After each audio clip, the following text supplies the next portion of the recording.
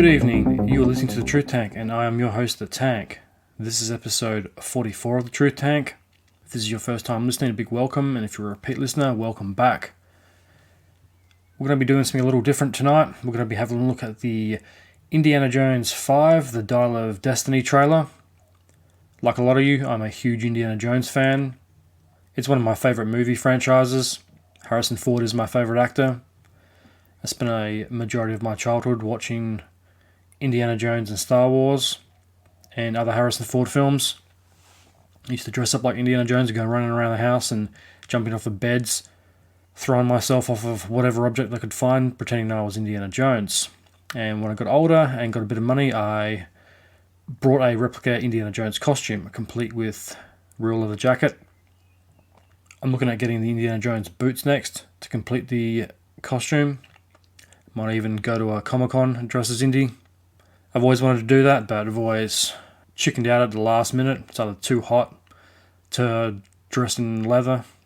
And all my heroes like Indiana Jones, the Terminator, and Mad Max all wear a lot of leather. Leather pants on a hot day, in the heat, not very nice. Jacket you can kind of get away with depending on what kind of leather it is. The jacket I got is a lambskin jacket, which is the same as what Harrison Ford wore in Indiana Jones. Mine is the Last Crusade jacket. It's a thinner, softer leather. It holds up a bit better in the heat than horse or cowhide. But anyway, I'm rambling. The Indiana Jones 5 trailer was released a few days ago at the time of this recording, and like a lot of you, I was pretty excited to see it. It's been a long time coming. I've seen the behind the scenes photos, but not much more than that. So to finally have a trailer and a title for the film was pretty cool. That's until you remember who's behind it, who's producing the film, and the mega corporation writing the checks. The trailer looked pretty good, the action was decent, Harrison Ford's back, but I got a lot of questions about Indy 5, most notably the name, the Dial of Destiny. So we're going to be having a look at Indy 5 and a few other things that factor into modern day Hollywood sequels, specifically ones that are made decades after the original came out, such as modern audiences, politics and entertainment, and a lot more. So let's not waste any more time, let's get straight into tonight's episode. This is episode 44 of The Truth Tank, Indiana Jones 5 and the Dial of Disney.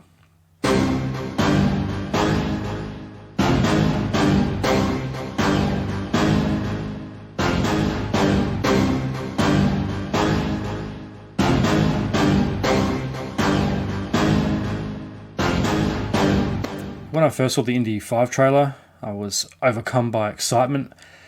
I'm looking forward to the fifth installment of Indiana Jones.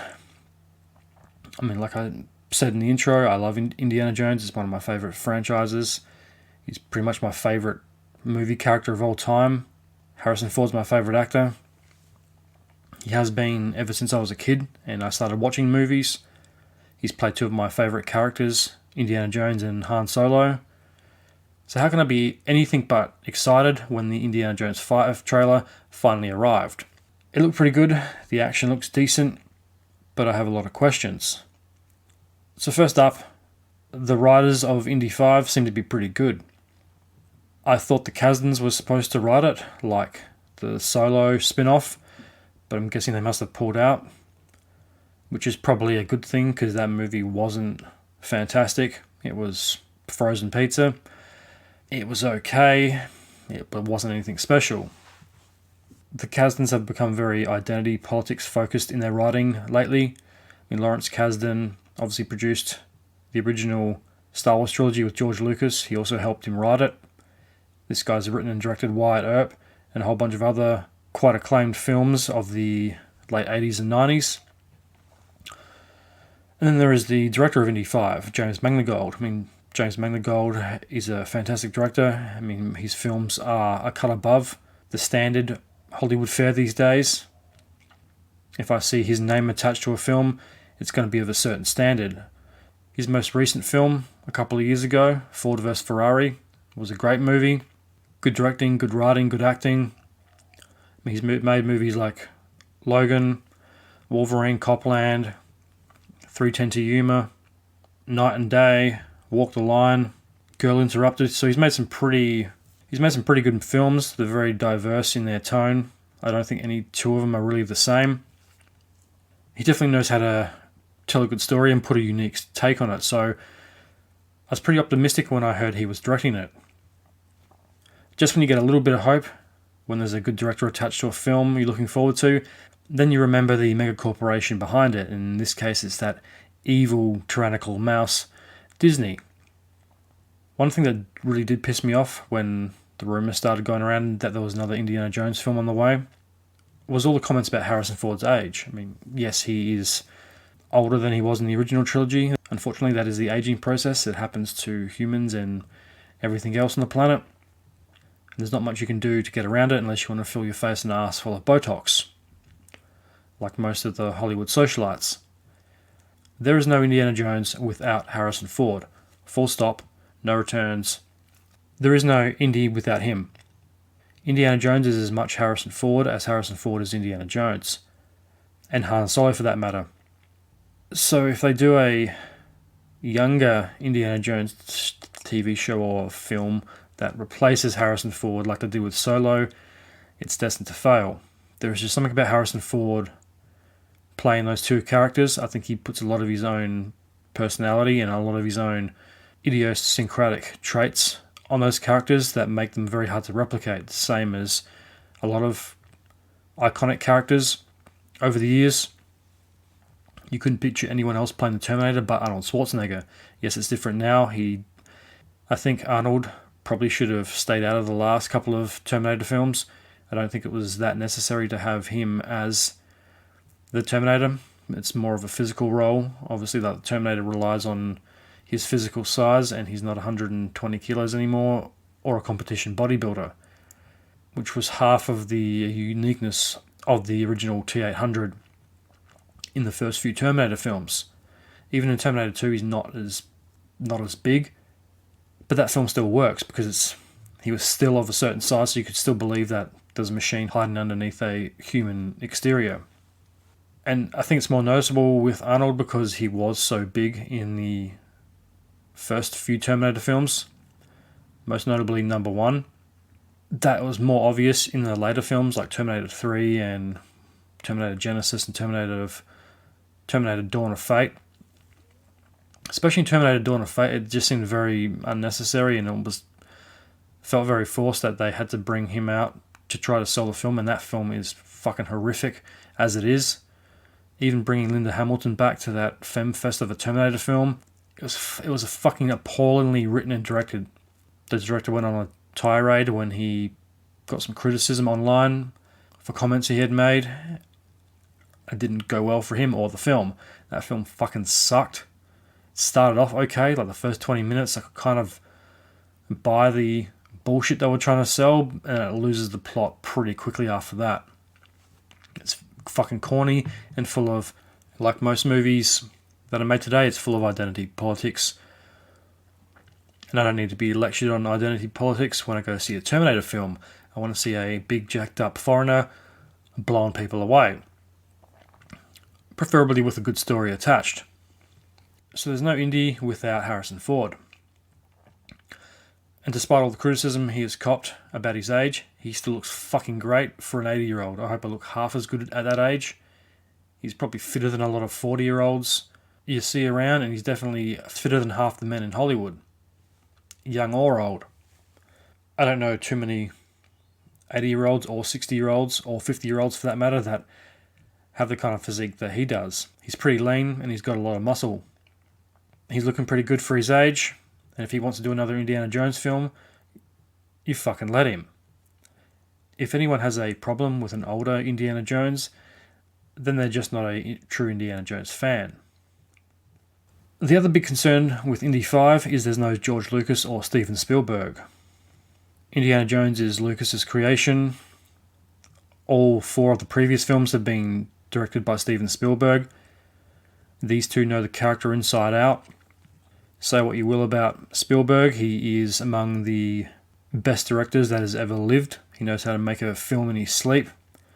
Same goes for Lucas. He might not be the strongest director, or writer around, but the guy can tell a story. He's better than anyone else at coming up with iconic characters and stories and universes. Obviously, I mean, he created Star Wars. He created that whole universe, and it's still being made nearly 50 years after it originally came out. And that leads us into the real problem. Disney and Kathleen Kennedy. With the sale of Lucasfilm several years ago, I think it was about 2013, it was sold. Or earlier than that, 2012, something like that. All the Lucasfilm rights and IP were transferred over to Disney and Kathleen Kennedy. Kathleen Kennedy is the head of Lucasfilm now. She obviously tricked George Lucas into thinking that she knew what she was doing and she was a good producer that could run a film studio. Unfortunately, Lucas brought it and she was picked by him to take over. I used to think she was a good producer too. Her name is attached to a lot of big movies like Jurassic Park, E.T., the original Indiana Jones trilogy, and pretty much every movie that Spielberg ever made. So she might have been okay then. Now she's at the forefront of identity politics in film. She's pretty much single-handedly destroyed Star Wars. She's also gaining a reputation for destroying film franchises. But it's not all her. Disney is to blame as well. They have remade pretty much everything. They've dusted off the shelves of the Disney archives. And they've pretty much remade every one of their classic films. I was never a huge fan of Disney, personally. I never liked the animation. I didn't particularly care much for the stories. Most of the classic Disney stories are only based on or ripped off of other, usually very iconic cultural stories. But you never hear them mention that. Little Mermaid isn't a Disney story. That's a Hans Christian Andersen story. Same with The Hunchback of Notre Dame. Aladdin, they're not original Disney ideas. They're well-known stories from different cultures. So you could really accuse Disney of cultural appropriation. They like to point out how racist and ignorant everyone is and how diverse and inclusive they are as a company. I'll be digging into Disney in a future episode. The cast of Indy 5 does look promising. The trailer gives us a little hint of who the main players may be. Sulla is back. It's nice to see Sulla return to Indiana Jones. He was noticeably absent in Kingdom of the Crystal Skull. He's a fan favourite and one of Indy's most loyal sidekicks. So it's good to see John Rhys-Davies return as Sulla. The new bad guy, Vola, is played by Mads Mikkelsen, everyone's favourite portrayer of bad guys. He's a fantastic actor. So seeing him as the new villain will be pretty cool. I'm sure he'll pull it off. The rest of the film, not so sure yet. You've also got Boyd Holbrook, Antonio Banderas, Toby Jones, and Thomas Kretschmann, all joining the cast of Indy 5. Boyd Holbrook was in Mangold's Logan. He's a pretty good actor. It's also written by a couple of good directors, the Butterworth brothers, Jez and John Henry Butterworth. They wrote Ford vs. Ferrari, Mangold's most recent film. They also wrote Black Mass and Edge of Tomorrow, which is a pretty good movie. It's not Tom Cruise's best, but it's a very original sci-fi film. The trailer opens pretty promising. It opens with a action scene, a scooter chase through the streets of what looks like Sicily. The timeline of the film matches with the age of Indy and Harrison. From the start of the trailer, it does look pretty visual effects heavy, which may be some of the first signs of concern. Obviously, the original Indy movies were made many decades ago. They had limited film technology back then. Some of the action scenes from the trailer look pretty overloaded with visual effects. They look more like a Marvel film than an indie film. And that's the other trend you see, especially when it comes to action movies, is the over-reliance on CGI. It seems to be cheaper to do it CGI than it is to do practical. So that's when you see practical effects in movies, it is such a rarity now. It's also really nice when you see it done well. In modern films, you don't have to rely on special effects because I don't think some of the effects are really as good as the studios make them out to be. Yeah, it's cool, you can pretty much do anything in a film these days, but it always looks like special effects. Visual effects reliance is definitely the trend and norm in Hollywood these days, especially when it comes to action films. Seems like every second action film tries to outdo the last one, especially the Marvel movies. I think they get more visual effects heavy every one they make. It seems like it's a competition who can make the most visual effects heavy film, especially when it comes to Marvel. Each one seems to outdo the last one in terms of its visual effects use. They seem to come up with the most outlandish action scenes that are just so over-reliant on visual effects that they're completely unbelievable, and if you did them practically, there's no way it would be believable or be able to fit into the story. Yeah, special effects do make movies better. You can do anything these days. Avatar 2 comes out pretty soon. Comes out in a couple of weeks. And that movie is probably going to be 95%, 98% special effects. And it's a film that relies on special effects and is all the better for it. But that's because you've got a master director and writer behind it, James Cameron. He knows how to use effects to tell a story and doesn't let the effects ruin the story. Like a majority of most of the big action movies that are made today, the visual effects seem to dictate the story rather than the writing, directing, or acting. So I have 100% confidence that Avatar 2 is going to be a fucking masterpiece. The visual effects in the first one still hold up today. They are incredible because of the time and effort that went into it. They're not like the Marvel films where there's 3 or 4 out every year and they're basically just mass produced. The effects are good, but they're not always great in those films. A lot of them seem to be really rushed. You only get so many years to produce the next Marvel film before it's slated to release, and that's replaced by the next one and then the next one. So they have to pump them out as fast as they can, and as soon as that one's done, they're working on the sequel, and then when that one's done, they're working on the sequel, then the next collaborative Avengers film. They have to be over the top and outdo the last film. They have such tight schedules on those films, the special effects artists don't always get the time they need to perfect the images. So the cinematography from a trailer looks good. It looks pretty similar to Kingdom of the Crystal Skull. However, it does look a bit cleaner and glossier than the previous Indy films. It doesn't have that action grain that the original trilogy does. It looks like it's more digital, which it probably was. I mean, if I had to guess, it's probably shot digitally. But it does look a little too glossy and a little too clean cut. It looks like it's missing some sweat stains and age like the original trilogy. That could be a new Instagram filter. Sweat. They probably should have gone a more grittier filter on it to make it look a little rougher around the edges. It looks a lot like the Disney Star Wars trilogy. Very clean, very ultra glossy. Everything's shiny. Unlike the original Star Wars trilogy that definitely had an age and a deterioration to it. It looked lived in. There was nothing about the first one that was really glossy. It looked like it was fresh out of a packet. The stormtroopers all had scratches on their armor. They're all a bit beat up, a bit dirty. They had scuffs on their boots. They looked like they'd been walking around the Death Star for years. Unlike Force Awakens, everything is ultra clean and new. It looks like it's just come out of the Apple Store. Everything's glossy and white and silver. The stormtroopers look way too clean. Even Kylo Ren looks as clean cut as they come. Compared to the original Darth Vader, where the costume was kind of dirty, you can tell it had a couple of fingerprints on it. It had a bit of grime and age to it. It looked like Vader had been around the block a few times. And the cinematography for Dial of Destiny looks very similar. It looks a little too clean, especially for an Indiana Jones film. Compared with Raiders, that film looked like it was dipped in sweat.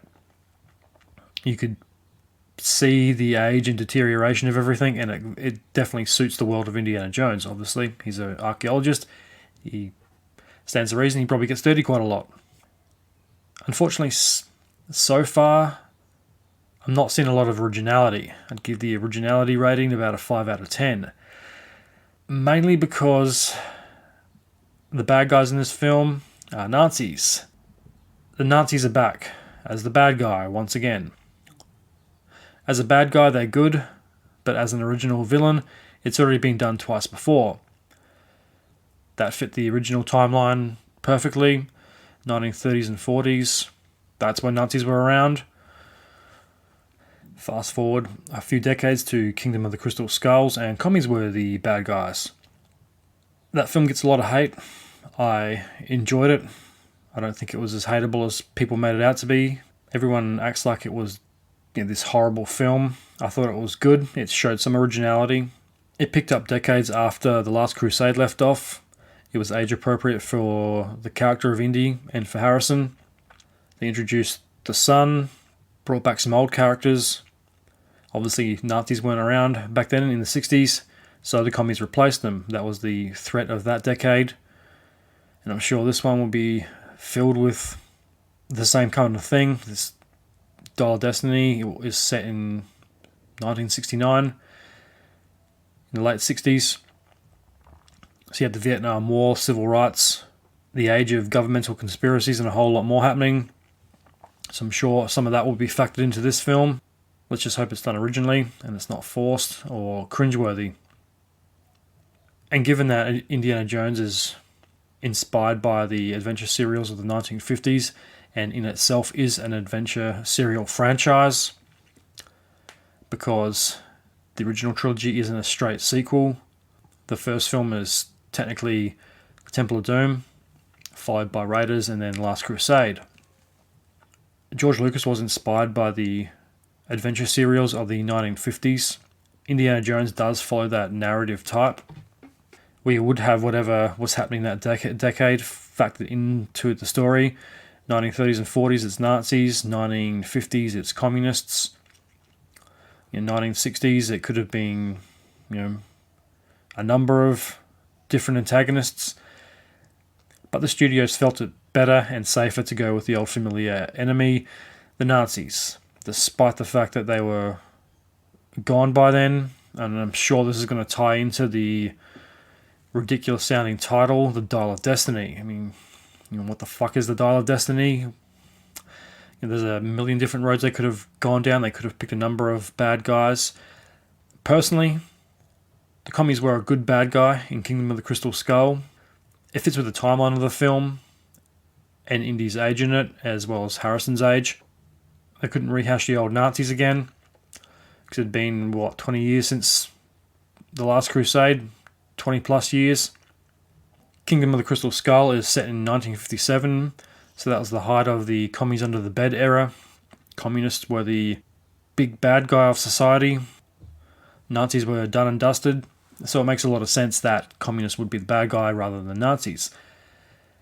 Which would have been nice if the Dial of Destiny went down a similar road.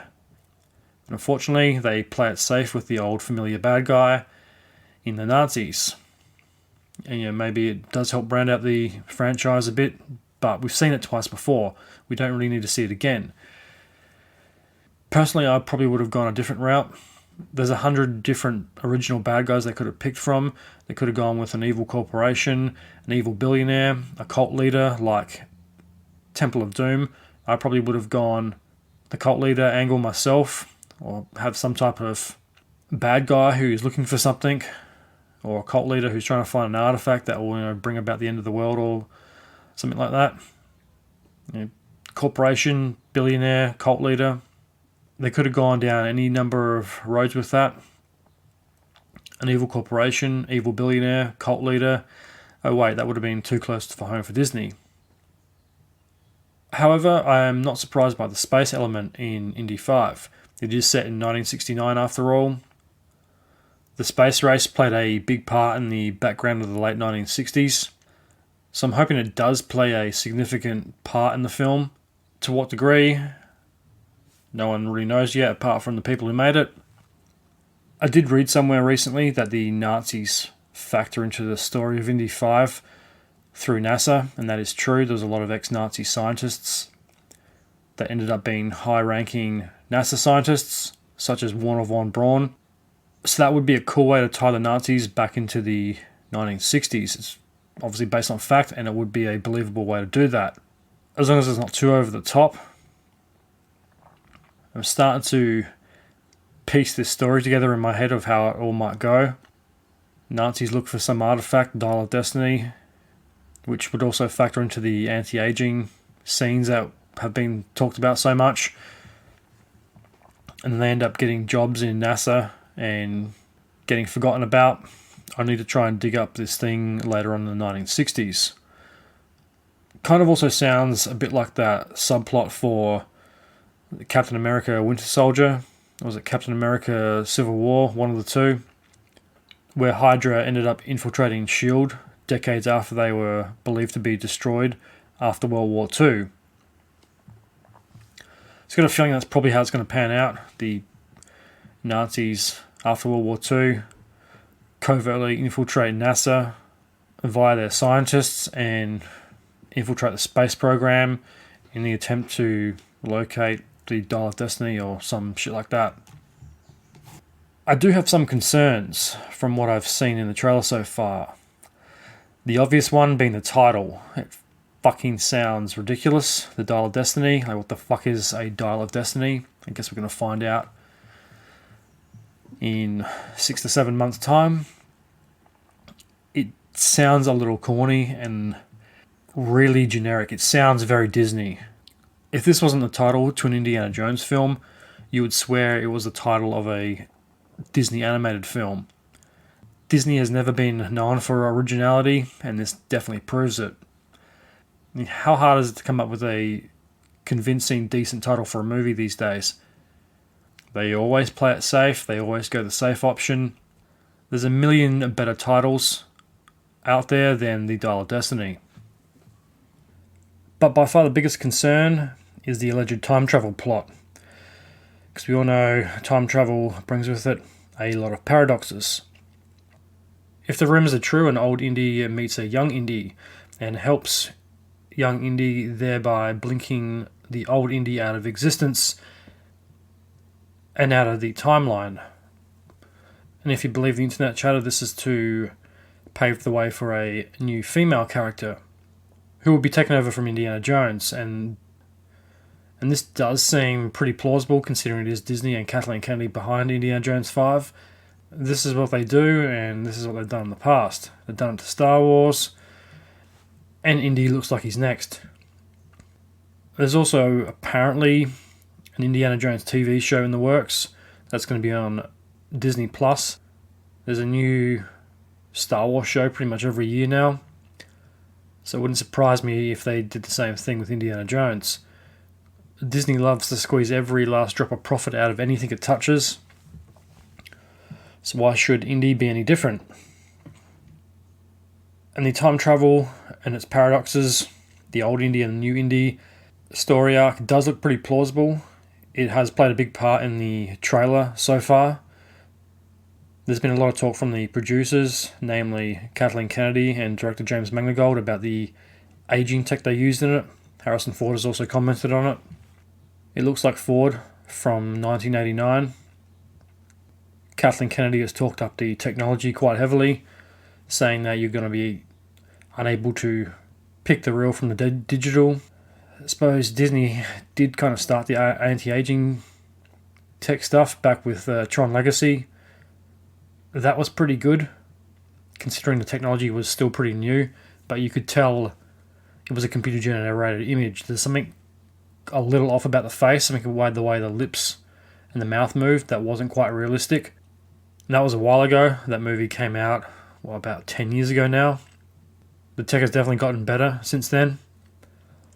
There's some scenes in the trailer where the technology does look pretty good, where Indy's dressed as the German officer, and there's other scenes where it doesn't look that outstanding. It's a little off in the face and it moves kind of weirdly. So, maybe this is just rush shots for a trailer, and because I'm assuming the film isn't finished yet. There's still probably months of post-production to go on it. This feeds back into the young Indy versus the old Indy debate. No, we can't have the old Indiana Jones. We need to have the Indiana Jones from the 80s. It's sick of the haters of an older Indiana Jones. Why can't there be an old Indiana Jones? I think it's cool and very interesting to have a character that started in the 1980s and is still going in the 2020s. The first Indiana Jones came out in 1981 and it's still going strong today. It's a testament to the films and the characters and the story that a franchise started in 1981 is still going in 2022. It is a testament to the characters and to Ford's performance that the character of Indiana Jones has spanned several decades and generations, and a whole new generation of moviegoers gets to experience an Indiana Jones film in the theatres. Hopefully the film will please young and old fans. I'm not sure if it will or not.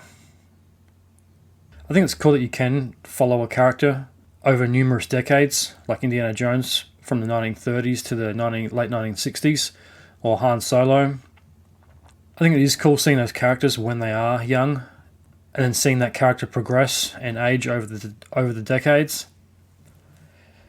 Like I mentioned before, it doesn't quite work the same way for Terminator, unfortunately. Arnold Schwarzenegger, I don't think, was as relevant in the later Terminator films as he was in the first three.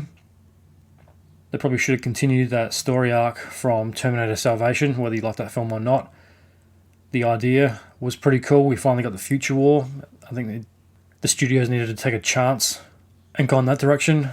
And obviously that film was a failure and it bankrupted the studio. And then that's why we've got the time-traveling Terminator paradoxes that we have in Terminator Genesis and Dawn of Fate. That franchise is completely fucked now because they didn't try anything original and they just kept trying to rehash old ideas. Let's just chuck time travel in again and ruin the timeline. Those films are fucked beyond recognition. Terminator 3, in comparison, looks like a fucking masterpiece compared to Dawn of Fate and Terminator Genesis. And I don't know about you, but I definitely want to see an old Dr. Jones. I want to see what he's been up to for the last couple of decades. There's a wisdom that comes with age, and that could factor into the story. Maybe he's learnt a couple of new tricks over the decades. Maybe there's some things he doesn't do anymore, like fight bad guys and leave his gun behind. So maybe there's a couple of little tricks and traits he's picked up over the years. It also gives you the opportunity to present a veteran, more of a hardened, more experienced Indiana Jones. Or you could go the other way, and maybe he's mellowed a bit, maybe he's a bit softer than he was in the original trilogy. Maybe he's learned a bit, maybe he's just taken life easy, maybe he's a bit more laid back. This one's set in the 60s after all. Maybe he's come around to the idea of hippies and LSD.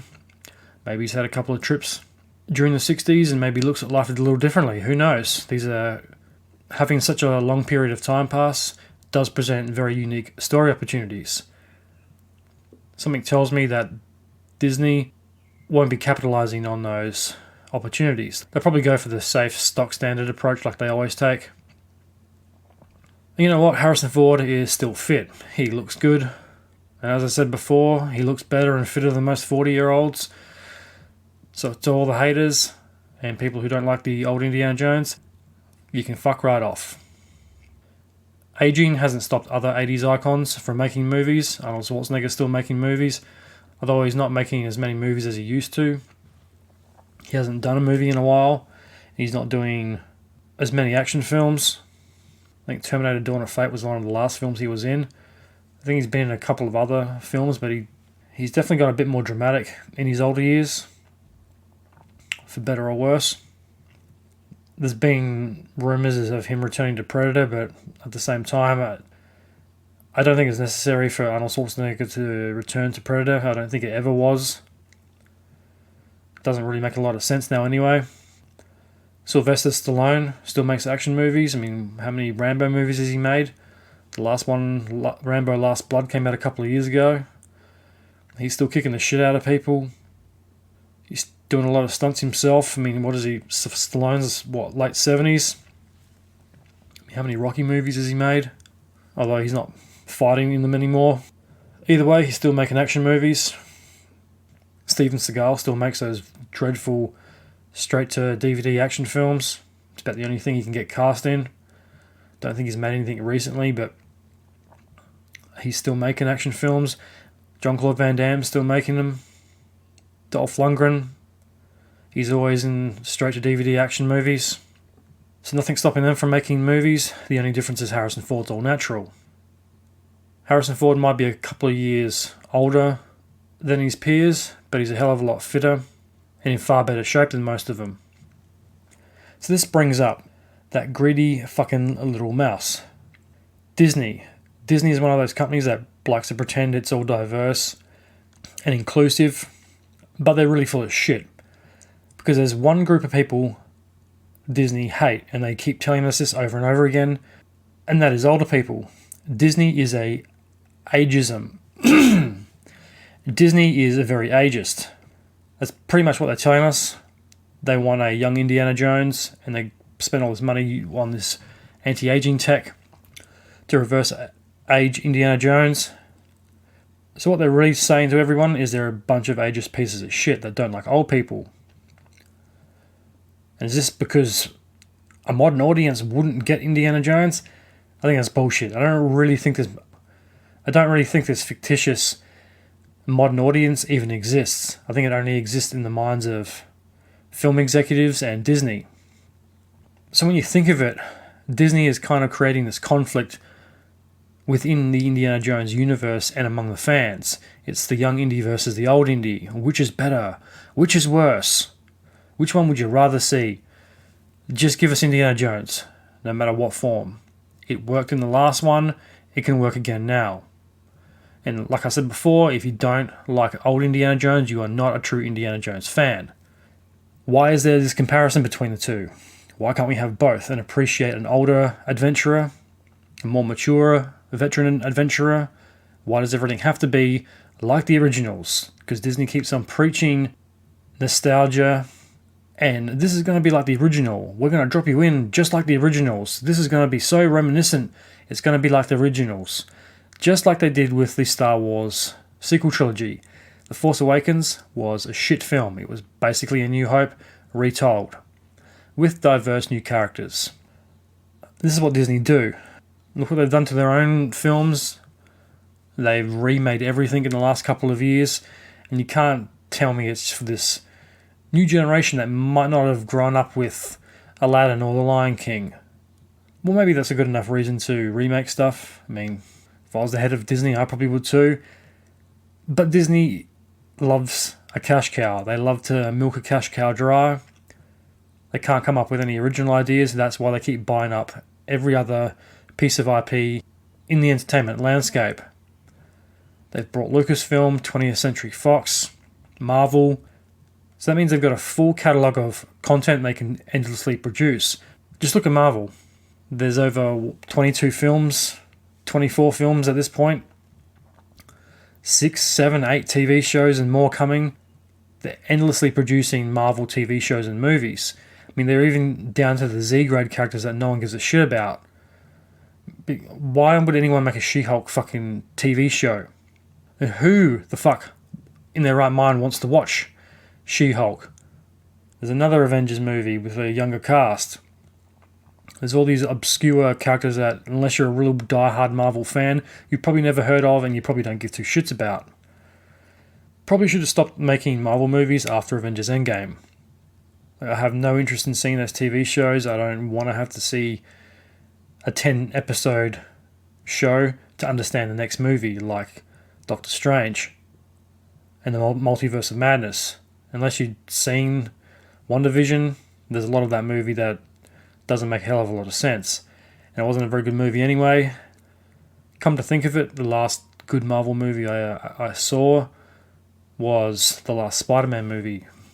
Spider-Man No Way Home. Doctor Strange and the Multiverse of Madness was average. It had the potential to do something different, but it failed. It was a weird film. I mean, I liked the first Doctor Strange a lot. I thought he was one of the more interesting Marvel characters.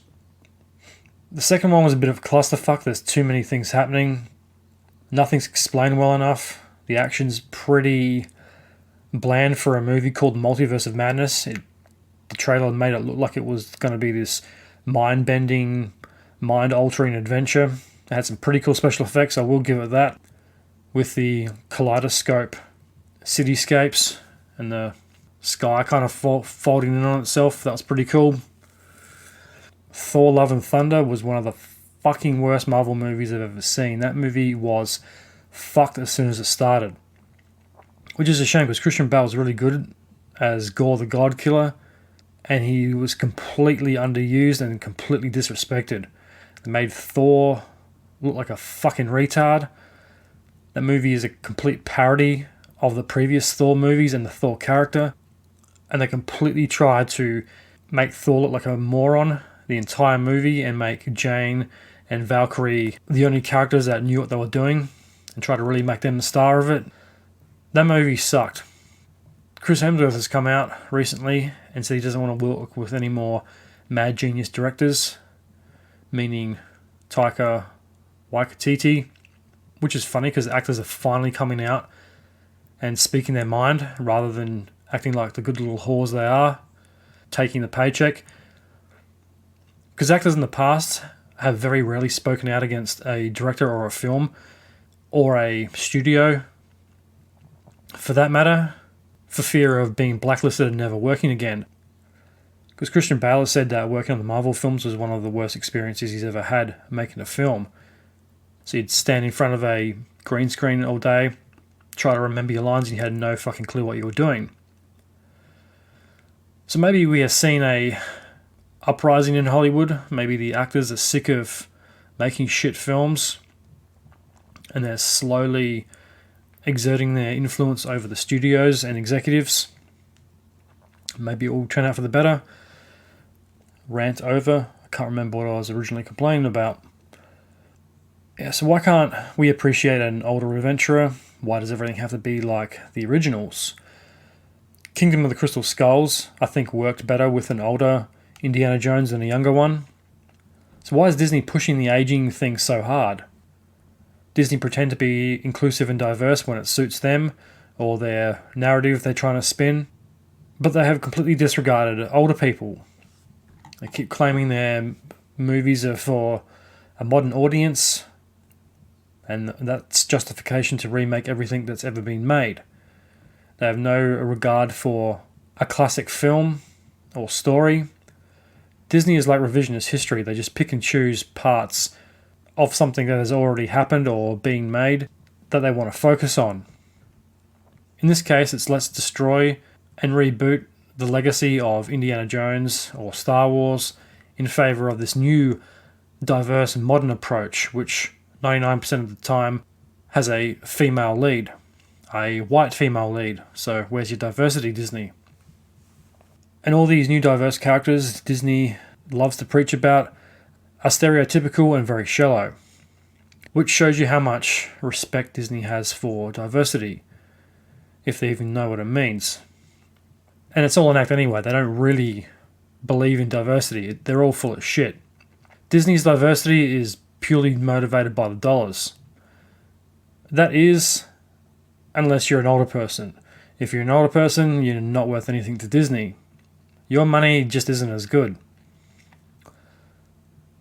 They also seem to think that older action heroes or older characters aren't suitable for this quote-unquote modern audience, or the modern audience won't understand them, which I think is complete shit.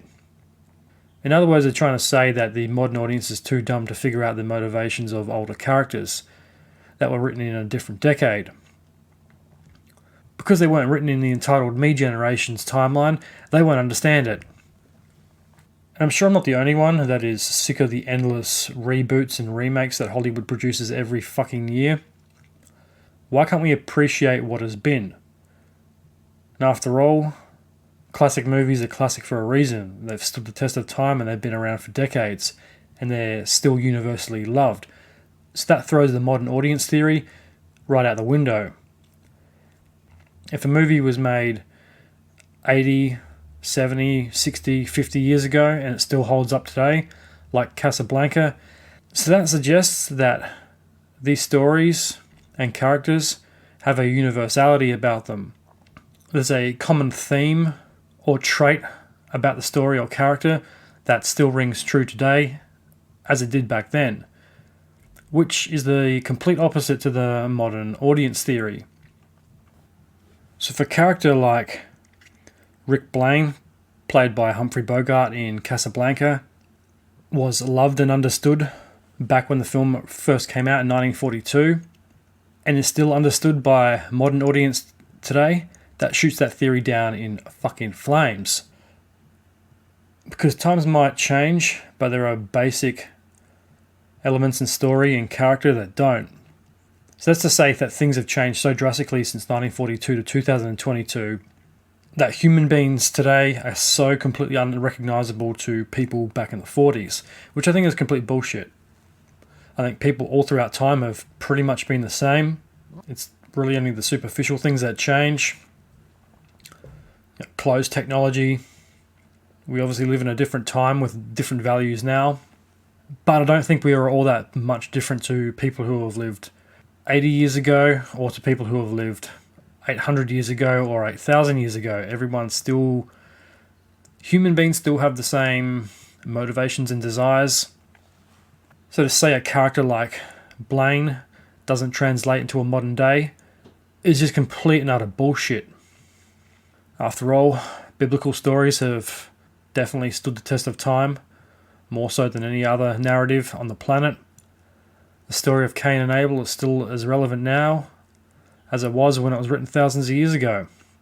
The story of Jesus, same thing. Biblical stories are so easily translated and applied to life thousands of years ago or life in the present. The genius of the Bible is its universality. And that is the same for every other great story that has ever been told.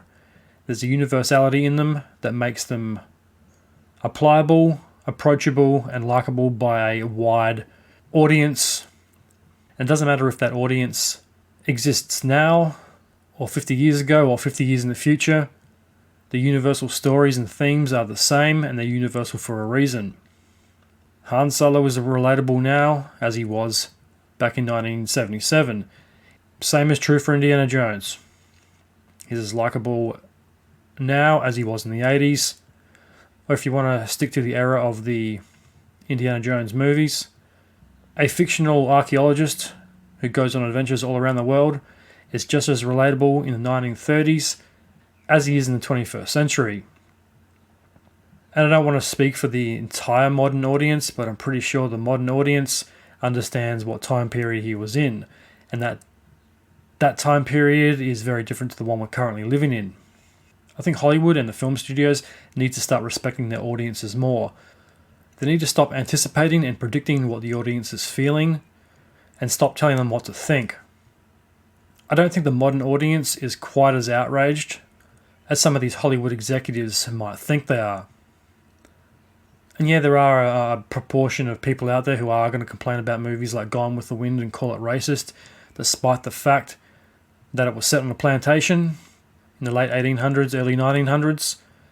And those people who do get offended and want to cancel movies like that, that are set in time periods and represent a certain part of history, no matter how bad or good that part of history is, aren't realistic and need their heads examined. If you're making a movie about World War II and you're offended by Nazis in it, then you're really offended by facts, because how are you supposed to make a movie about World War II and not put Nazis in it? Nazis were around in World War II, they did some bad shit. Ignoring that fact isn't going to course correct history. This is the same shit that revisionist history does. Picks and chooses what it thinks is correct, and if you ignore history or choose to hide it, you're doomed to repeat it. It's the same thing if you call a movie racist for depicting slavery.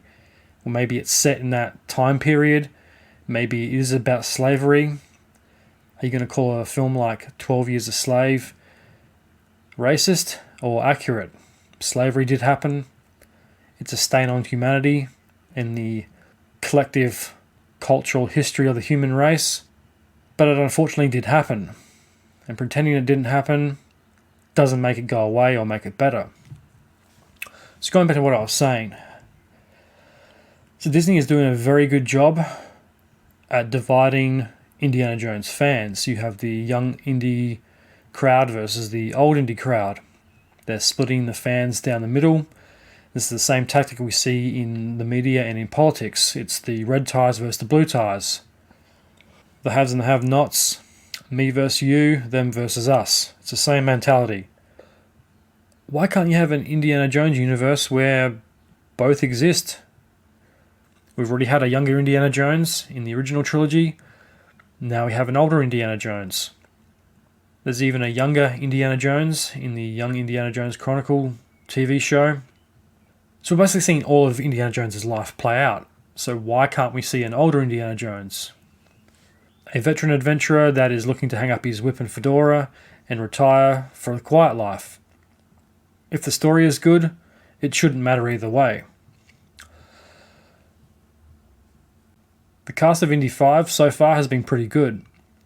There is just one giant question mark that looms over the entire production, and that is, love or hate her, Phoebe Waller-Bridges. I got that solo feeling about this one. I don't know if it's just her, or it's the school of writing and acting that she is from. Because she's not just an actor, she's also a writer. She is one of the writers on Killing Eve and Fleabag. She was also brought in to help with the script for No Time to Die. She's probably the one responsible for the horrific character of Nomi. She was fucking cringeworthy, and I was just hoping the entire film that she was going to get shot. So hopefully some of her writing influences haven't made its way into this film. And I've got a feeling that Phoebe Waller-Bridges' character of Helena, Indy's apparent granddaughter, is going to be another Rey, a boring, cliched, stereotyped female character.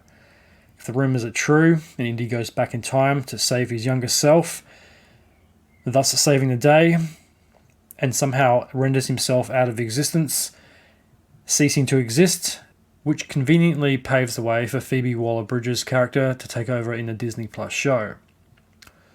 I thought she would have been the daughter. That was another rumour, because George Lucas has always planned for Indiana Jones to have a daughter, as well as a son.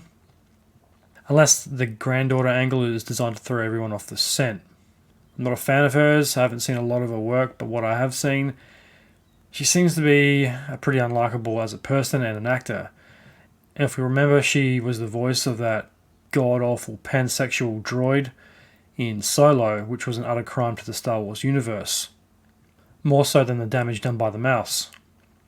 I got a bad feeling about this. I think she's going to be the same old cliche Mary Sue female character that Kathleen Kennedy seems to love so much. They should have just called her Ray Jones and just be done with it.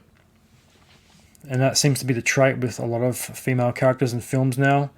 They just seem to be unlikable, they can do it all, they know it all. There's no character development or story.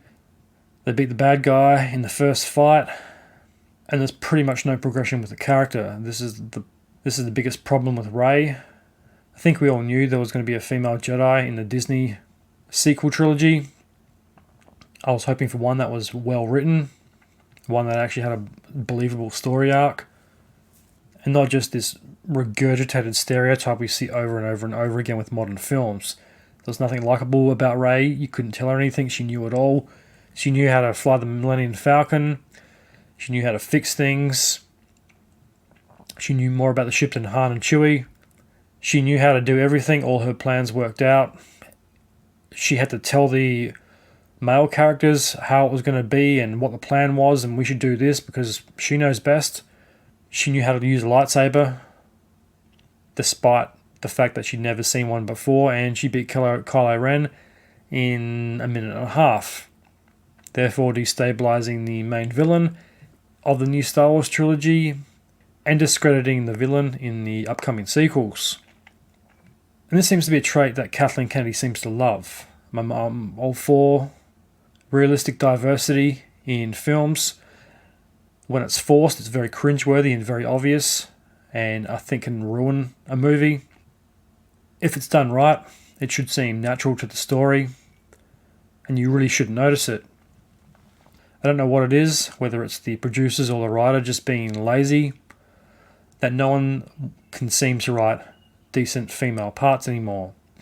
There are some good female characters out there in modern films, but they're far and few between. When it comes to generic Hollywood movies, specifically the action sci-fi genre, they seem to be all the same. So why is it so hard to write a decent, believable character? It also doesn't say a lot about the studios when they attribute stereotypes with diversity. So that's all the time they're going to put in to writing these characters, where they're just carbon copies of stereotypes. And after all, isn't that a form of racism? Because after all, isn't that what people were complaining about with movies in the first place, is that the characters were just stereotypes? So Kathleen Kennedy, she seems to hate older white male action heroes. Yet she's married to an old white dude who produced 80s action movies. So go figure. She doesn't seem to like the older white male crowd, but her husband is like 20 years older than her. Gold digger much? So why can't Hollywood write a believable female character anymore? The recent crop all suck and are carbon copies of the same old, worn-out stereotype. And in my opinion, why is James Cameron the only guy to write decent, realistic, believable female characters in sci-fi and action? I don't get why Hollywood keeps doing this. Their heads must be so far up their own asses. They can't see that no one believes or likes these new female characters, not even women. So if these characters are not being written for a female audience, then who the fuck are they written for? 80s sci-fi and action films had some of the best written female characters.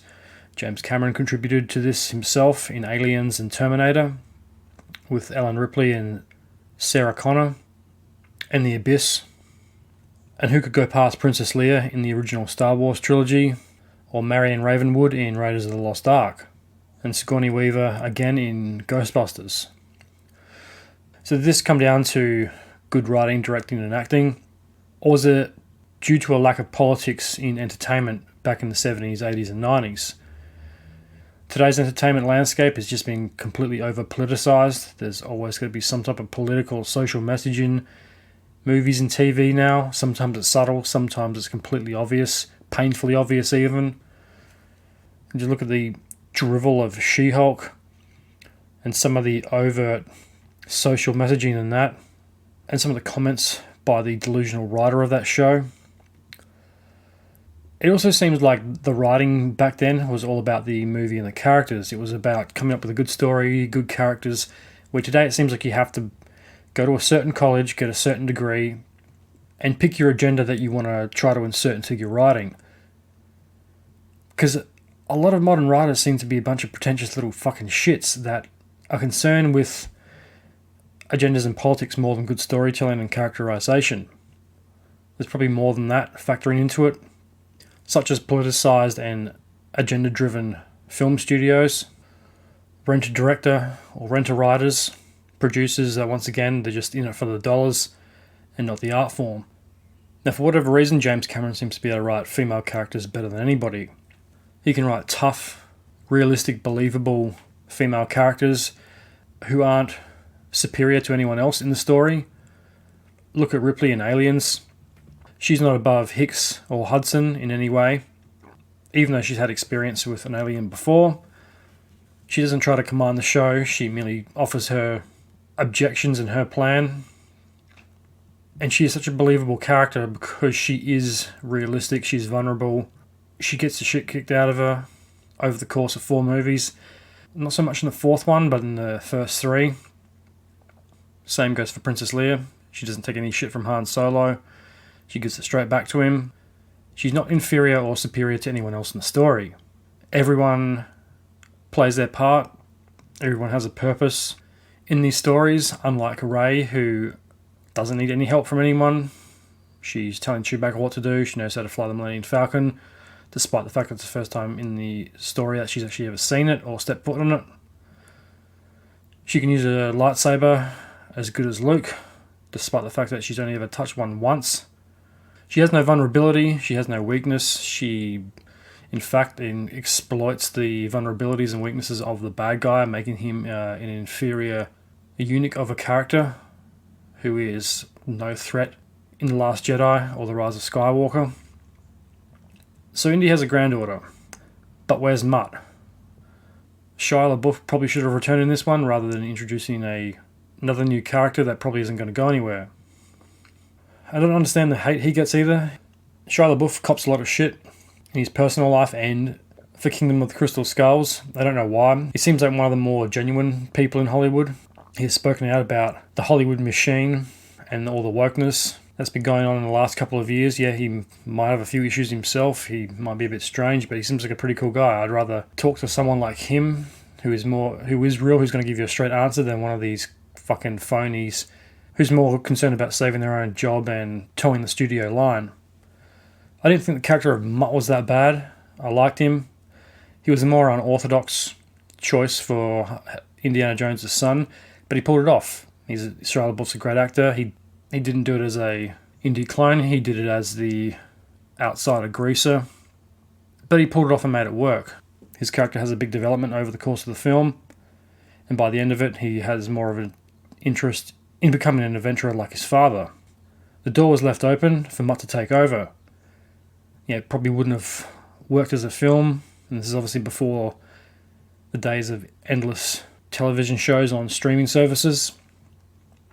If Disney wants to do an Indiana Jones show, it should probably be with Mutt. It would make more sense, chronologically speaking, and it's a good way to bring back the character. But Kathleen Kennedy's probably got her own ideas. But yeah, in my opinion, he should have come back. And Shia seems like one of the more authentic people in Hollywood, regardless of what most people in the media think of him. It's fair enough, he might not have been the obvious choice for Indy's son, but he made it work. And the rumour of the Indy shows, I do believe, because this fits with Disney's business motto. Look what they've done with Star Wars and Marvel. Every secondary character has their own show now. I haven't seen any of the Star Wars shows apart from the first 2 seasons of The Mandalorian. But was it really necessary to have a Cassian Andor show? I didn't think the guy was that interesting in Rogue One. He seemed like a pretty generic character, but that show's supposed to be good, so maybe I'm 100% wrong. I don't really think Vision and Wanda need their own TV show, or Hawkeye, but you know what, maybe they're good. I guess they are, because they keep making them. But it does seem a bit excessive. I'm a bit skeptical of the Obi-Wan show. I've heard some bad things about it. Book of Boba Fett looks pretty cool. Boba Fett's definitely a character that warrants his own show. He's such a loved character. And yet he's so mysterious. There's not a lot about him. He only has about 4 or 5 lines in total in Empire and Jedi. Now I get it, why they want to pump more money into TV, because you can get more out of a TV show than you can a movie. It's also easier to produce. Less expensive a movie and less risk. Which is a bit hypocritical, because Kathleen Kennedy did destroy Star Wars. She destroyed the films and made them completely unprofitable, therefore forcing Star Wars into the realm of TV. She pretty much made it so unprofitable that it only works as a TV show now. She's responsible for the least profitable Star Wars films in the history of Star Wars. She has seemed to have run the Star Wars ship into the ground. But yet she still has a job, and there was all those rumours a couple of years ago that she was going to get fired and replaced, but it didn't happen. And now she's got her eyes set on Indiana Jones, which will probably run that into the ground. Probably make a spin-off movie of this with Phoebe Waller-Bridges in it. No one will see it. It won't make any money. She'll ruin the Indiana Jones profitability and then turn it into a bunch of TV shows. Kathleen Kennedy, she can't help herself. Her and Disney have ruined Star Wars, and Disney has now ruined Marvel. And they've also ruined their own classics by remaking them, or rebooting them with a new diverse cast. You can agree or disagree with that. And sometimes the diversity is warranted, yes. Other times it has completely destabilised the story it's trying to tell. Star Wars is being destroyed at this point. It's no longer a viable IP. The toys don't sell anymore. They don't really seem to produce enough video games. I know there's a couple coming, but they just seem to take a fucking long time to come out. The only redheaded Star Wars character was refined to the world of video games. I think even that's been changed around in Jedi Fallen Order 2. So in other words, what Disney is saying, they don't like old people or redheads. She is responsible for the worst Star Wars content to date and the lowest performing Star Wars movies. It's no longer a profitable film franchise anymore, and it only works as a TV show. Disney, they squeeze the life out of everything they fucking touch. They're locusts consuming every piece of content until it has gone bad and stale and nobody wants to touch it. Now, Marvel movies suck now, and I'll challenge anyone to disagree with me on that. The Marvel movies are not the same Marvel movies from even 2 years ago. Since Avengers Endgame, is it Phase 3 of Marvel, whatever they call it, they have not been the same. There's been a couple of good ones. Black Widow was pretty good. Shen Chen was good, whatever it's called. Spider-Man, Far From Home, No Way Home, that was excellent. And that's about it. I haven't bothered seeing Wakanda Forever. It looks like they put a hell of a lot of social and identity politics into that movie, and I'm not sitting through a 2 hour and 41 minute Marvel movie. It doesn't need to be that long. I think 2 hours is pretty much max when it comes to a Marvel film. Avengers Endgame was excessively long. There was no need for that movie to be 3 hours. They could have cut down that whole middle section by half, but it was still a good movie, even if it was pretty bloated. So let's get back to Indiana Jones and the Dial of Destiny. So the Dial of Destiny, were the rumours true? So far, it looks like they are. And specifically the rumour I'm referring to is the elephant in the room, and that is time travel. I'm sure some version of time travel could fit in with the Indiana Jones universe. I'm not sure they should have saved it for the last Indiana Jones film. And maybe this factors into the NASA aspect of the story and the space race with the Nazis working for NASA.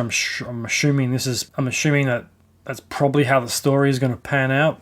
The Nazis find some device and makes its way into the hands of NASA scientists who are ex-Nazis, and they try to bring back the Führer, or they try to open a portal back to the 40s or something. I fucking hope that's not the case. On one hand, it could work, but I'm not sure you could sustain the whole film off of that unless it's got a really good story, which, yeah, I don't know. The trailer can go either way. The action and stuff looks good. I'm not sure going back in time and having a young Indy, even though I don't think that's how it's going to play out. I think it's going to be more old Indiana Jones than it is young Indiana Jones.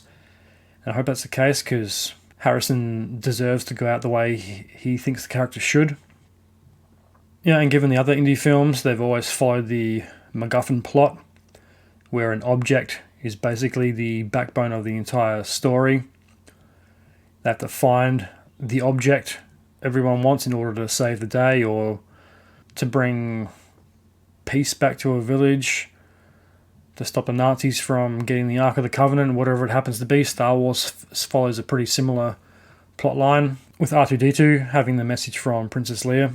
He has to go on his mission to find his former master of Obi-Wan and relay the message to him, therefore bringing Luke into the fold and setting him on the path of the Jedi. So why would this Indiana Jones be any different to the previous? They've all followed the MacGuffin plot. So it stands to reason the Dial of Destiny is the MacGuffin that we are looking for. It's probably going to drive the story, so whatever this Dial of Destiny is, at the moment, remains a secret. Time travel does seem a little hokey, even in the kitchen sink universe of Indiana Jones. Time travel is also problematic. It either works or it's a total clusterfuck in movies. It's usually the later. In most time travel movies, it doesn't work or presents a paradox that is so contradictory to the story, it ends up not working or completely ruining the plot.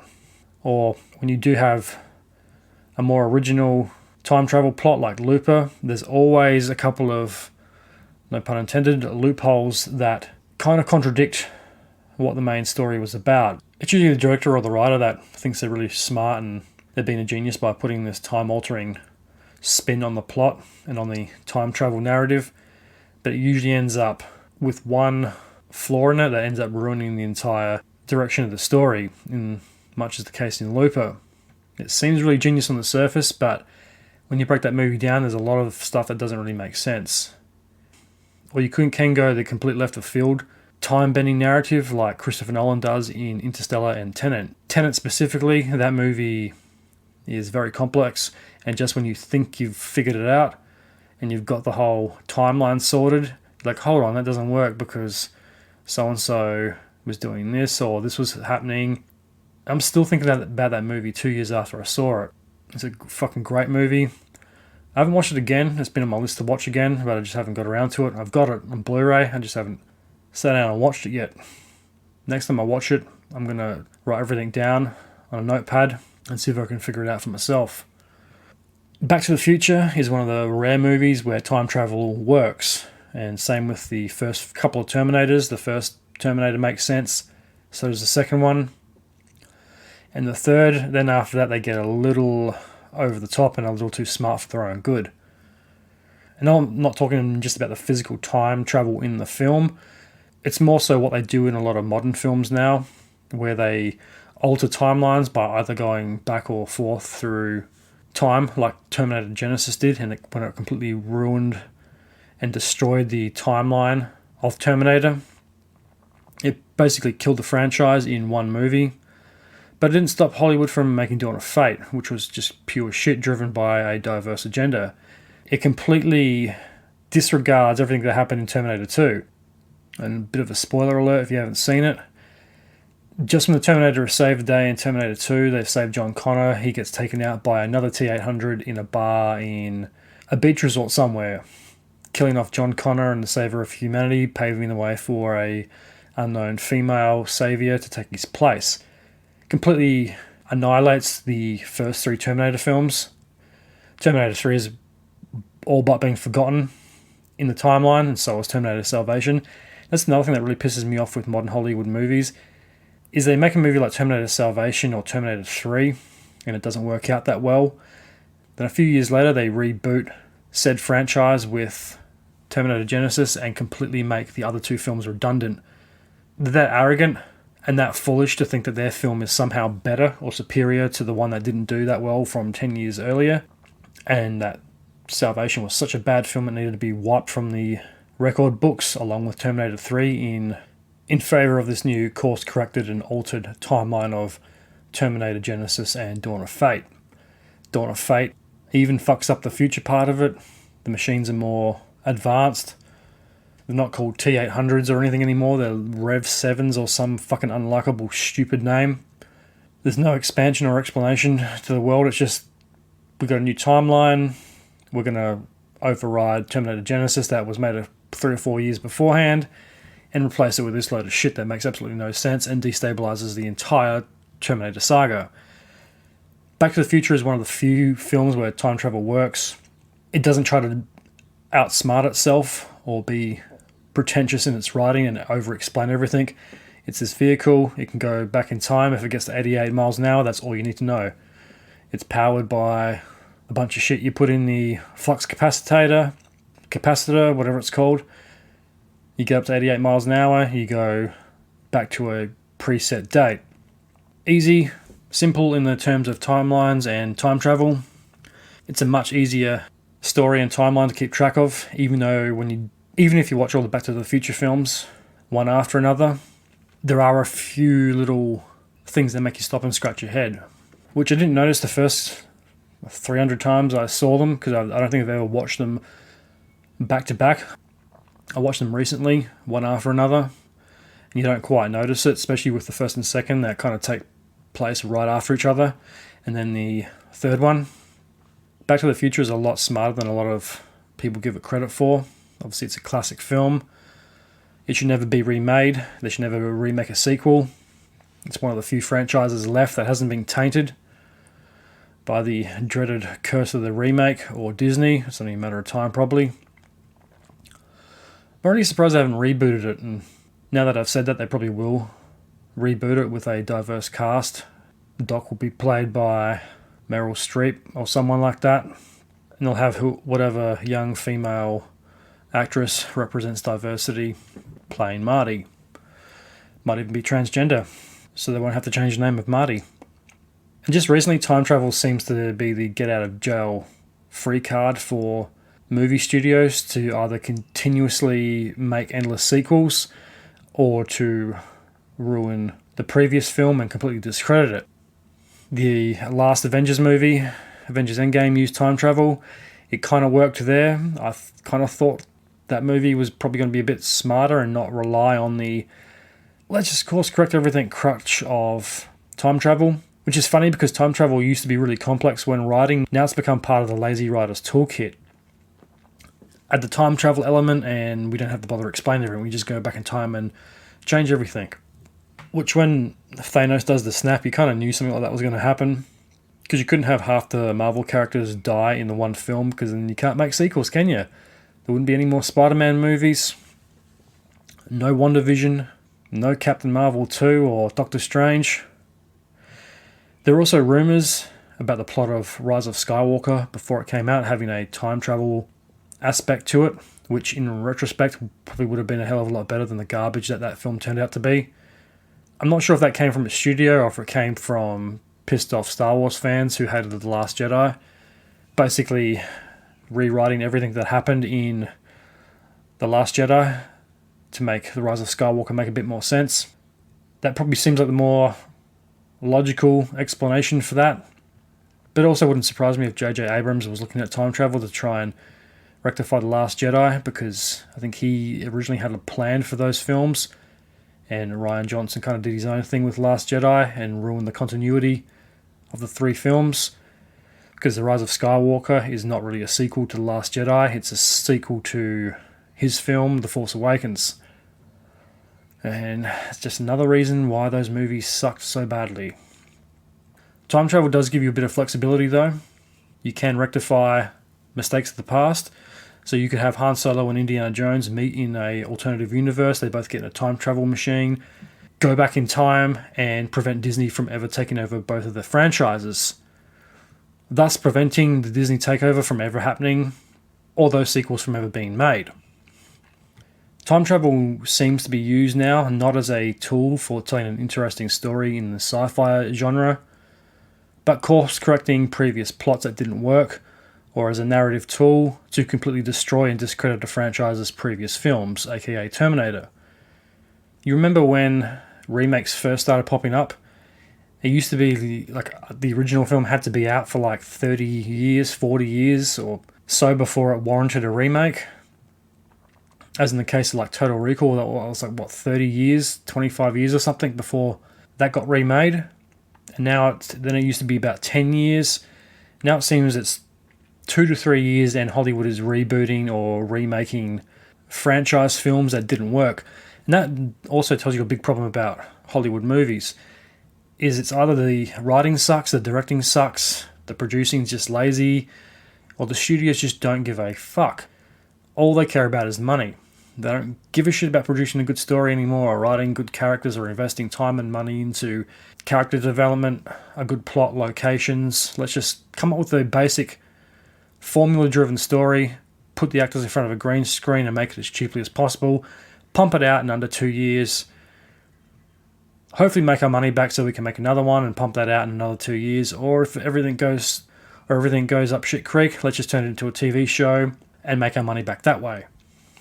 And that's the problem now, because time travel was an effective storytelling tool. Now it's not effective because the movies are such trash and no one takes any of these movies seriously anymore. Hollywood is trying to be smart, but it's dumb and very lazy. With Indy, it looks like this may be the case in The Dial of Destiny. It's a pretty loaded title. It could mean many things. It could mean a literal telephone dial. It could mean a time travel machine, some type of ancient dial that has some type of time traveling or time bending properties to it. It may not be the MacGuffin storyline after all. It may be something a bit more metaphysical. If you have a space element to it, that could be the case too. Maybe the Nazis go up into space and open some portal to a different universe, and oh god, that's a kind of a frightening thought. If you have a alternative Indiana Jones, and maybe that's Phoebe Waller-Bridges who comes through to help the old Indiana Jones, and she goes back to her world and makes the other Indiana Jones irrelevant, and he disappears into the ether of time and takes over and has a Disney Plus TV show.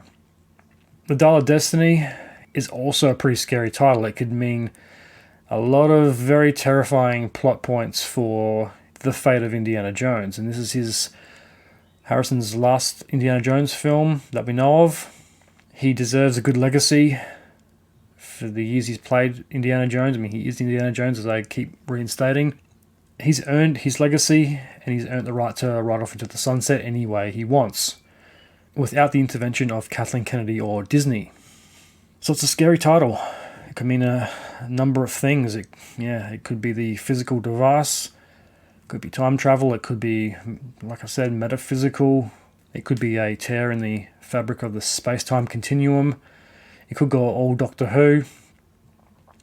Alternative universes, multiple Indiana Joneses in different forms. Oh god, it is a quite terrifying thought. You get a future Indiana Jones who... There's a lot of different paths that this story could take, and I don't envy the writers who had to come up with this idea, because anyway, any arc or any story you come up for the final Indiana Jones film is going to piss somebody off. It's going to make some fan angry somewhere. The best you can hope for when you're writing a franchise film as beloved as Indiana Jones or Star Wars, especially one that takes place decades after the original or the last sequel, the best you can really hope for is to piss off the least amount of fans as possible, really. The writing has to come down to the law of averages.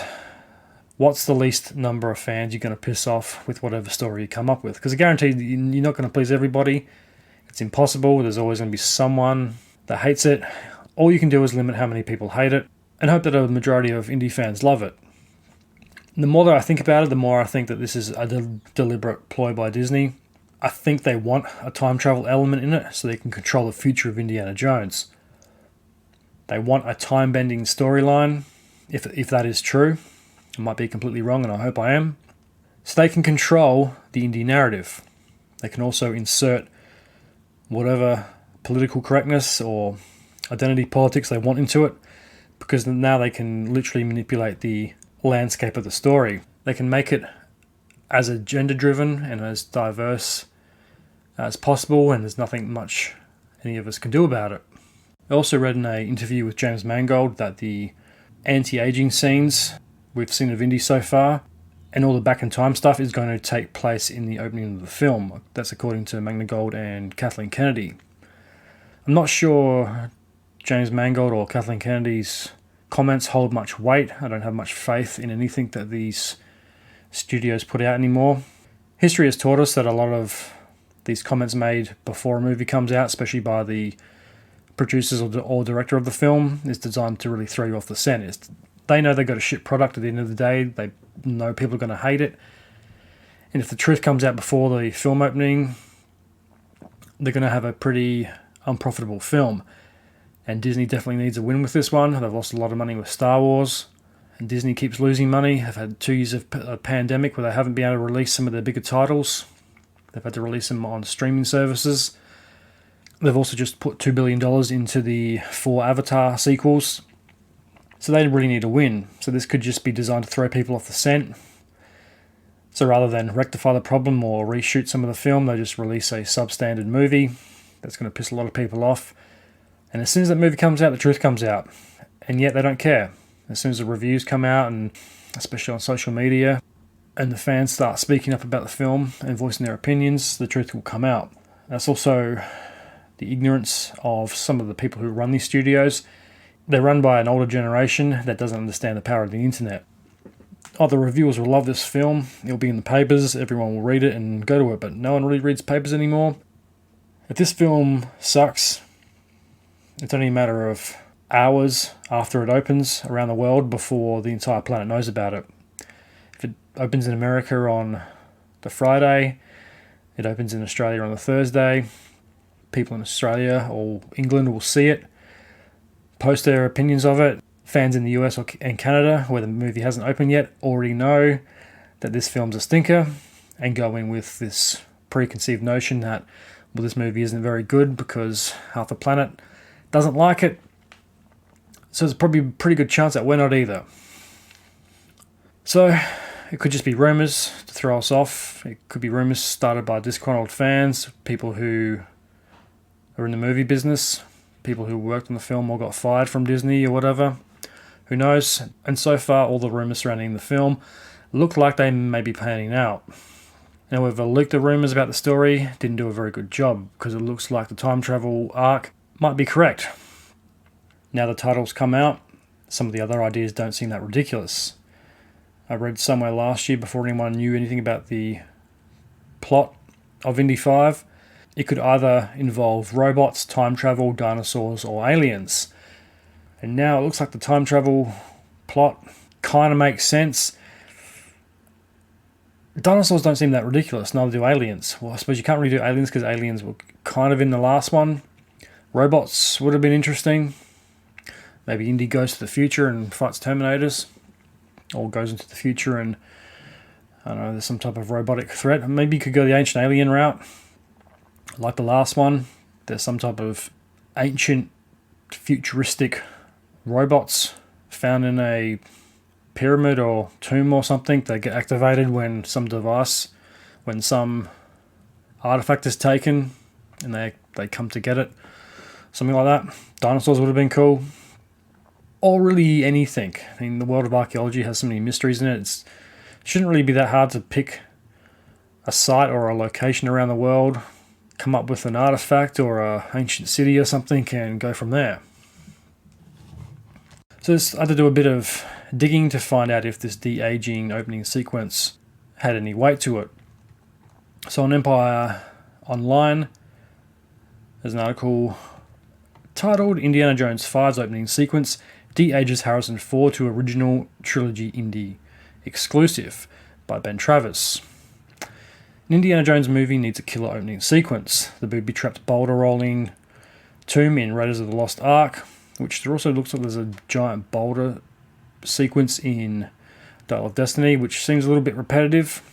The Poison and Diamonds musical number of the Temple of Doom, which was a great opening to a film. I don't care what anyone says. With Harrison Ford in the white tuxedo, it's a bit of a nod to the Roger Moore James Bond films, except you don't have the pompous British spy, you have the American adventurer. Harrison was cool in that opening scene. He definitely looks better in a white tux than Roger Moore ever did. And that was a awesome way to open a Indiana Jones film, or any film for that matter. He punches waitresses in the face, he gets poisoned. There's a lot of stuff happening in it. It's timed perfectly, it's well choreographed. There's a little nod to Star Wars, Club Obi-Wan, and Dan Aykroyd makes a cameo. Then, the Easter egg-laden A River Phoenix starring flashback that begins The Last Crusade, the atomic bomb test site scramble in The Kingdom of the Crystal Skull. Each represents a pure distillation of Steven Spielberg and George Lucas's love of adventure serials, pitching the audience straight into the action, and giving you a thrill before the story proper has even begun. Yeah, I love films that do that. They just drop you straight in the action, and you get to know the characters through the opening action sequence. Obviously, the Bond films kind of set the bar for this. Pretty much, that's how every Bond film starts, with that little opening prologue. Then you get into the music, then you get straight into the story. It's a good way to kickstart the story rather than just bore the audience to death by introducing every character and every little subplot. When talking over the reigns of Indiana Jones 5, incoming director James Mangold not only had a high bar to live up to, but the opportunity to do something particularly special in the opening minutes. And here we go. This is a quote from Mr. Mangold.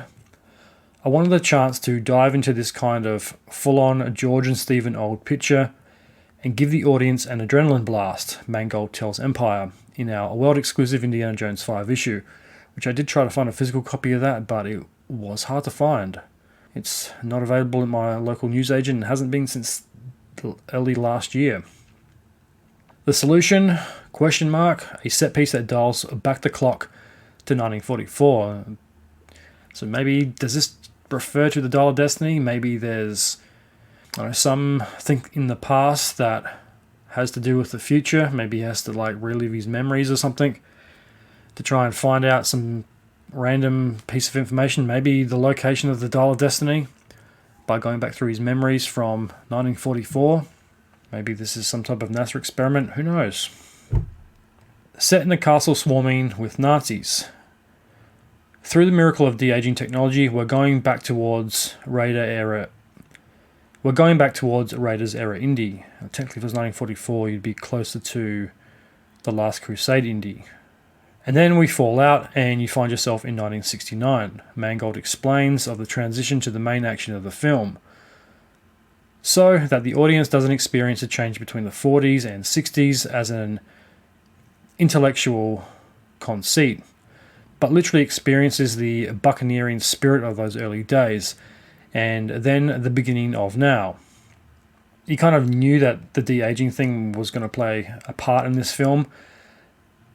I hope it is just the start. I hope it is literally the opening scene, and then the rest of it is Indiana Jones in the present, aka older Indy.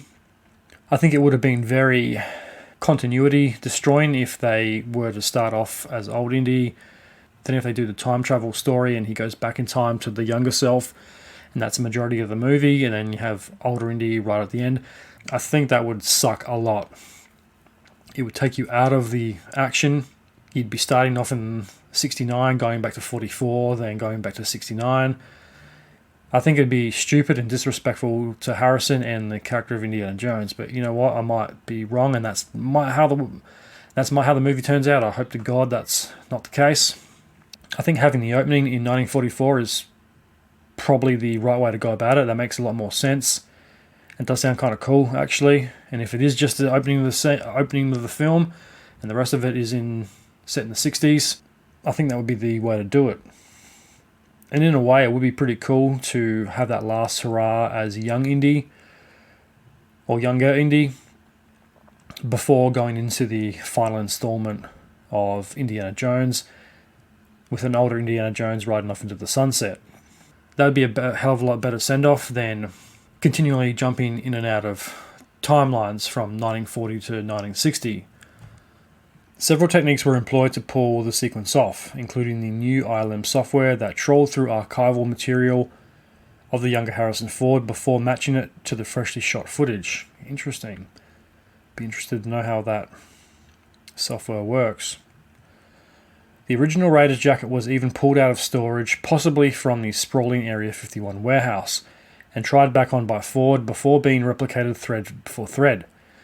My hope is that, although it will be talked about in terms of technology, you just watch it and go, oh my god, they just found footage. This was a thing they shot 40 years ago, says producer Kathleen Kennedy. I'm sure if she says it, it's probably 100% untrue. We're dropping you into the adventure, something Indy is looking for, and instantly you have that feeling, I'm in an Indiana Jones movie. Well, if I paid to see an Indiana Jones movie, I would assume that I'm at an Indiana Jones movie. And once again, like I was saying, does a Indiana Jones movie have to specifically have a younger Indiana Jones in it? Why can't you have an older Indiana Jones going on an adventure? It's still an Indiana Jones film. Making Bond films in different decades and switching the actors around hasn't really stopped it from being a Bond film, is it? A little different. James Bond could just be a code name and number, and not a person. Also, a problem with that statement. The Raiders jacket is not the one we last see Indiana Jones in. It is the Last Crusade jacket. But you might be saying, no, they all look the same, it's just a brown leather jacket, which I'll explain shortly after I finish the article. Forrest Starr, coming face to face with his younger self, even had him convinced. This is the first time I have seen it where I believe it, Ford tells Empire. It's a little spooky. I don't think I even want to know how it works, but it works. Not that he's planning to return to the time of the original Indy movies, but then again, I suppose this technology does allow you to return to the younger Indy, despite what I previously said. Whether it's played by Harrison Ford or not, I think you'd have to have it played by Indy You'd have to have Indiana Jones played by Harrison Ford. Maybe you could put his face on a different actor's body, but that's hedonism. I don't want to even think like that. I'd still say it has to be played by Harrison Ford, and then you could digitally render the face over the top. It doesn't make me want to be young, though, he says. I'm glad to have earned my age, or as a certain adventuring archaeologist once put it, it's not the years, it's the mileage. Yeah, it's a good statement, and I think Harrison Ford has earned his age, and so has Indiana Jones, and I think a lot of fans need to be a bit more appreciative that Indiana Jones has earned his age. He deserves to ride off into the sunset. If Indiana Jones wants to go on one final adventure, you let him. And that seems like a pretty good place to end on. We'll pick that up in the next episode. In Indiana Jones 5, The Dial of Disney, Part 2. And with that brings us to the end of the episode. Thank you very much to everyone who listened right to the end. Merry Christmas and a Happy New Year. 2023 hasn't got off to the best of starts so far, so we can only hope that the rest of the year isn't going to be like 2022. But 2022 is in the rear view, so onwards and upwards, friends. Only positive vibes from here on out. Got some big episodes planned for 2023. Next up is Indy 5 Part 2, followed by Avatar The Way of Water review, and the technical and behind-the-scenes aspects of the original Avatar, as well as its legacy. After that is a long-awaited sequel to Russia vs. Ukraine. We'll be looking at communism in Russia and the rise of the Soviet Union, starting in the 1900s, going all the way down to the present day.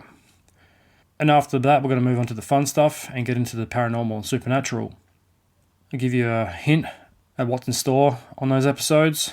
One of them is going to involve a spooky mountain, and the other involves an infamous UFO sighting, a mass UFO sighting. There's much more to come in 2023. That's just a little taste of what's in store, so I hope you all stick around for that. Alright, once again, a big thank you to everyone who listened to the end of the episode. If you'd like to support the Truth Tank, there's a couple of things you can do. Rate, review, and subscribe to the Truth Tank on your favourite podcast player.